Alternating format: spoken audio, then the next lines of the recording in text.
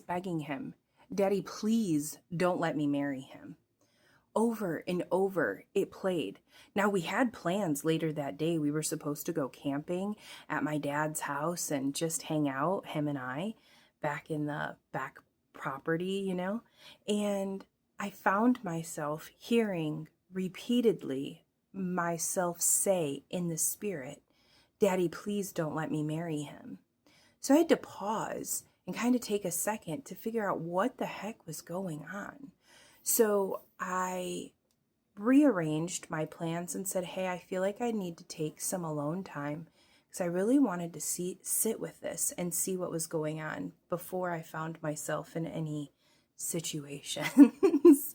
But I had no clue what I was in for. This day was so bizarre because it started off one way, plans, and as the day kept going, I kept asking Spirit to reveal why I was asking. What was it that I knew in the Spirit that I couldn't yet see, or I was blinded to, or chose not to see? Because sometimes that happens too. It's neuroscience, but we won't go there this time. So in my alone time, I all of a sudden desired to go to the park and I wanted to just be in nature. So I had the kids with me, decided to take them out, go camping or go paint in the park is what we did. And during the painting, I was getting weird text messages and I was like, this isn't right. So I wanted to spend some more alone time and I just wanted to be by a big body of water. So after I took the kids over to where they were having the sleepover and had some time to myself, truly to myself, to just sit and be. Now, I remember this night in particular was going to be a full moon, and I wanted to wait until the sun went down and the moon rose, and I was at the beach that it was late enough, it was open late enough for me to be able to do that. And I was just so excited for the moment. And my phone just kept buzzing all of these obnoxious text messages that I made an excuse for or let slide. But I was like, listen, found myself taking pictures to document where I was to prove something. It's appalling now, but at the time, I went along with it. And he demanded my presence at his house. I went over there. The door was locked. I'm so grateful. Took a picture with his car and the moon so he knew the day. But I didn't feel led to send it just yet. I wanted to continue my alone time, and with the way things were going, I was really asking Spirit for clarity. I was really asking, there was something that I could not put my thumb on. And I would be able to justify or explain or forgive all of the little things, but it wasn't until I go to pull in my neighborhood, and in the spirit, I seen my car parked over in the corner.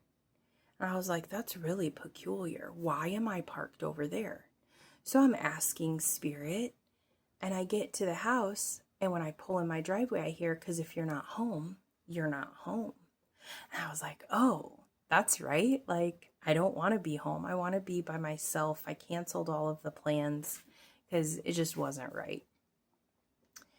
And I wanted to take a bubble bath and just kind of relax and, just continue the counsel with Spirit and sitting in all of this new data that I had collected. And while I was getting ready, I felt him come. I said, no, please don't come. So I got up and I locked the door, but it didn't do much good because he had a house key anyways. So I decided to go in my spare bedroom, kept all the lights off because I wasn't here. I parked somewhere else and walked back. So I'm hiding in my spare room because I knew that if he just came over and seen that I wasn't home, he would leave me alone. But I had no idea the level of animosity and hatred that he was carrying for me. I had no clue till my phone was blowing up and he's literally saying half in a text message and half coming out the side of his mouth when he wasn't pushing record. And there it was in black and white. And the name calling, the assumptions, the huge, deplorable things that were coming out of his mouth. Now, in the moment, I was terrified because this was like a Lifetime movie network playing out, and I had no clue this is what was going to happen. I just saw me parked over there and I wanted alone time, and he had no respect for my boundaries. None. And I'm so glad that Spirit revealed all of this to me. And sometimes it takes, well, not sometimes anymore. I'm choosing better nowadays, right? But I'm sharing this story so that we can learn to love ourselves better. Okay? This is a real situation that I found myself in and will never again. Because the minute I'm not allowed to choose myself, this is no longer okay. This is no longer okay. And I want you to always feel safe and good and love yourself enough to choose yourself. Now, loving yourself isn't a mood, it's a practice. And if you don't know where to start and you don't know how to forgive, you don't know how to choose yourself, you've never been able to even explore your wants or your desires or even your needs, let's chat. This is what I do. I'm here. Now, to sum up this story, I'm grateful I chose me enough to, when I heard the no in the spirit, me say no, that I followed through with it.